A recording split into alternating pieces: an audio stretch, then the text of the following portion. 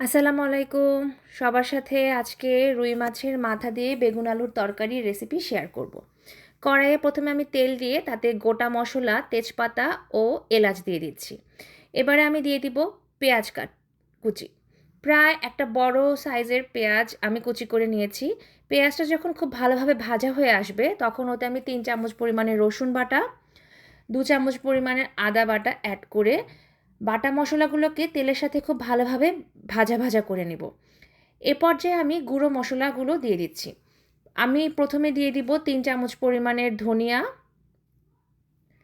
এবারে দিচ্ছি 2 চামচ পরিমাণের লাল মরিচ গুঁড়ো এবং 1 চামচ পরিমাণে হলুদ ও 1 চামচ পরিমাণে জিরা গুঁড়ো।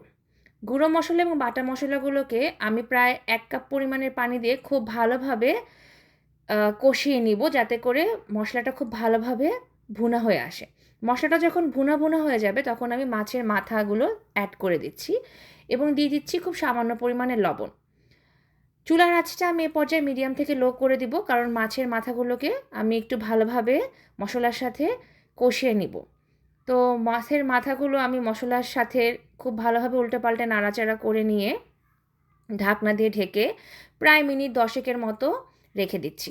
10 মিনিট পরে আমি আবার মাছের মাথাগুলো উল্টে পাল্টে দিব, যাতে করে মশলাগুলো মাছের মাথার উভয় পাশেই সুন্দরভাবে মিশে যেতে পারে। এতে করে মাছের মাথায় কোনো কাঁচা গন্ধ থাকবে না। আমাদের অনেকের বাসায় মাছের মাথা নষ্ট থাকে, পড়ে থাকে, কিভাবে খাবো সেটা আমরা বুঝি না। তো এভাবে বেগুন আলু দিয়ে ঘন্ট করলে সেটা খুব ভালোভাবে খেতে হয়। তো আমার হচ্ছে লেজটাও ভাজা ছিল, তরকারির জন্য ভেজেছিলাম, সেটাও আমি মশলার সাথে অ্যাড করে দিয়েছিলাম। তো এবার আমি মাছের মাথা, লেজ সব কিছুকে একটা বাটিতে কষানো মাছের মাথাগুলোকে তুলে নিচ্ছি, কারণ এ পর্যায়ে আমি হচ্ছে তরকারি অ্যাড করে দিব। তো আমি হচ্ছে আধাটা আলু এবং প্রায় কেটে রাখা 2টো বেগুন আমি এখন মশলার সাথে মিশিয়ে দিয়ে খুব ভালোভাবে তরকারিগুলোকে নেড়ে চেড়ে দিচ্ছি। তরকারিগুলোকে আমি প্রায় 10 মিনিটের মতো মশলায় কষিয়ে নিব। আমি এই পর্যায়ে কোনো পানির ব্যবহার করছি না, তরকারি তার নিজস্ব পানিতে সেদ্ধ হয়ে ভুনা ভুনা হবে। আমি 10 মিনিট পরে আবার তরকারিগুলোকে উল্টে পাল্টে দিচ্ছি। চুলার আঁচ কিন্তু আমি শুরু থেকেই মিডিয়ামের থেকে একটু কমে রেখেছি। তো প্রায় আনুমানিক 20 মিনিট পরে আমার তরকারিগুলো যখন আধা সেদ্ধ হয়ে এসছে তখন আমি মাছের তুলে রাখা মাথাগুলো আবার তরকারির সাথে অ্যাড করে ওতে প্রায় আধা কাপ পরিমাণের পানি দিয়ে দিচ্ছি, যাতে মশলা এবং তরকারি মাছের মাথার সাথে খুব ভালোভাবে মিশে রান্না হয়ে আসে। তো এখানে আপনারা বেগুন আলুর পরিবর্তে ডালের ব্যবহারও করতে পারেন। মুগ ডাল বা মাসকলাই ডাল দিয়েও খেতে ভালো লাগবে।